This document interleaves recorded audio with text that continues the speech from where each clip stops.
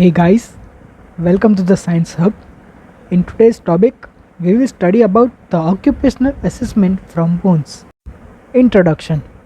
It is the scientific study of bone and tooth modifications produced by habitual activity patterns when observable in living and skeletal human subjects holds an accepted place in the protocol of present-day forensic anthropological investigation.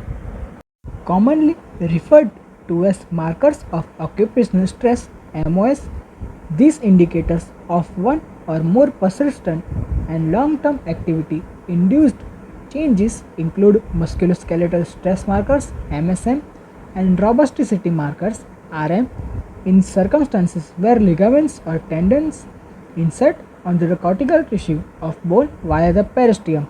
So basically these are indicators which suggest that in what kind of occupation the human was inducing during his lifespan, or where there is a hypertrophy of muscular attachments and thickening of shafts, that is diaphysis of bones of the upper and lower extremities. Some indicator of habitual stress do not involve muscular activity. Example, the formation of grooves along the enamel occlusal margins of incisor teeth among the tailors who hold metal pins in the mouth when sewing. Hair and nails may also reflect an individual's life history of habitual activities by development of structural irregularities. Thus, the term MOS applies to a variety of anatomical modification and agents.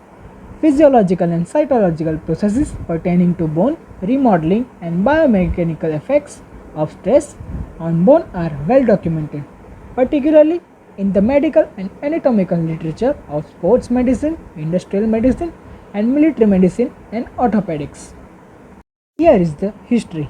In 1892, Julius Wolff, a German anatomist, published his observations that bone tissue has the capacity to increase or decrease its mass in the response to mechanical forces. According to Wolff's law of transformation, bone remodeling occurs in well-vasculated subchondral loci when stress is exerted. The basic functional pressure or load is dissipated by expansion of bony framework, whereby lipping, that is formation of curved edge at bearing of joint surface of bone.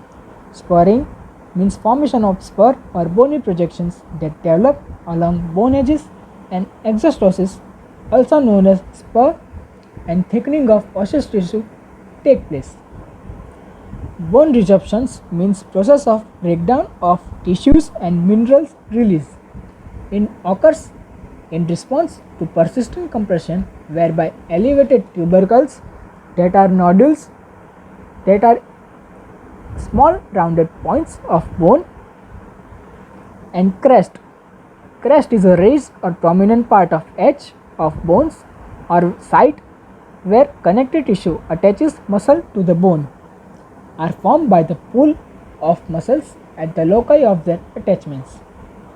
Analysis of MOS involves determination of the roles of stress, that is resistance of bone tissue to the biomechanical action of an external compressional force applied to it, strain, bone deformation or distortion due to tensile or compressive force, and torsion, that is twisting. These are among the responses of bone tissue to the push and pull of forces exceeding a bone's elastic limit, so that loci of stress do not return to their original form. Diversity of markers of occupational stress. Following are the classifications of MOS. A. The kinds of stressors capable of producing hypertrophy. Hypertrophy is an increase and growth of muscle cells. Capable of producing hypertrophy of tendinous or ligaments on skeletal organs form irregularities and osteophytes, which may include by mechanical strain from forces external to the body. Hypertrophy of the supinator crest of the ulna as a consequence of habitual supination, and hyperextension of the arm in spear throwing, ball pitching, and use of a sling slot. This means generally the person who is habitual to throwing a spear or playing sports like javelin throw. Generally, they develop hypertrophy in the crest area of their ulna. Attrition is a condition of wear on enamel, dentine, and other dental structures resulting from a variety of habitual behaviors. Example, tooth grinding, ingestion of abrasive particles from ambient dust. Here, this is the picture of human maxilla with complete permanent showing severe wear of the anterior teeth. This is attributed to the habitual practice of using the mouth to hold objects. This might be a consequence of holding pins or of tailors or maybe of electricians holding wires. You can see the position of an electrician holding wire in mouth. Majority of skeletal samples from different prehistoric and modern cultures greater musculoskeletal robusticity. There are changes in shape and size and surface complexity as encountered in male than in females, a feature attributed to the harder physical labor in which men engage. Racial differences in the incidence of osteoarthritic modification of knees and pelvis between Asian and European populations have been reported, but studies of emerged in ancient and modern populations suggest that cultural differences are more significant than feature attributed to ancestry and inheritance. So, here is a diagrammatic representation of the proximal end of a human right ulna showing hypertrophy of the supinator and aconius muscle attachments. This may be a consequence of habitual supination of the forearm in spear throwing or ball pitching. Here you can see man throwing a spear which affects the crest formation of ulna of that particular person. Hypertrophy of supinator crest in two human left ulna. Here is a representation of human ulnar bone. You can see the downward side triangular. It is a crest formation. Generally, it is seen in humans who are more indulged in spear throwing activity or pitching ball activity. Markers of occupational stress. First, skeletal component vertebrae. Anatomical structure, compression of vertebrae, that is no mobile earth back, and vertebrae of C6 and C7, that is Milker's neck. Stress factor, vertical compressive force or hyperflexion of the cervical bodies. Activity, snowmobile riding, milking a cow when milker's head is pushed against the animal flank and animal shifts position.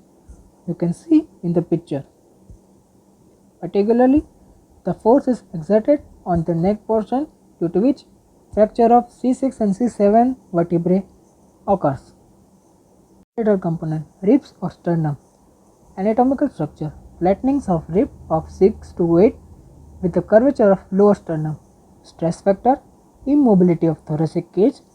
Activity, wearing corsets with rigid stays which are straight and do not permit movement of ribs, worn by women in 18th century. You can see in the photo, this is a corset. Third, skeletal component thumb. Anatomical structure, fracture along transverse or longitudinal plane of the diaphysis of thumb, also known as cowboy's thumb. Stress factor, fracture. Activity, gripping the saddle horn while flying off the saddle or while riding mechanical bar room bulls. As shown in the photo, this is a saddle horn which is used for grip while riding horse. Skeletal component sacrum. Stress factor, that is weight bearing, vertical loading in flexion and axial compression of vertebral column.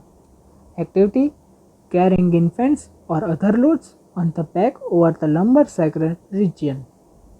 Fifth, skeletal component elbow.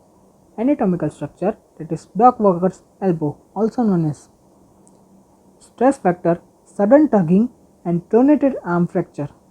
Activity, walking a dog on a short leash when the animal is not trained to heal. Thank you guys. Please visit www.thesciencehub.in for further updates.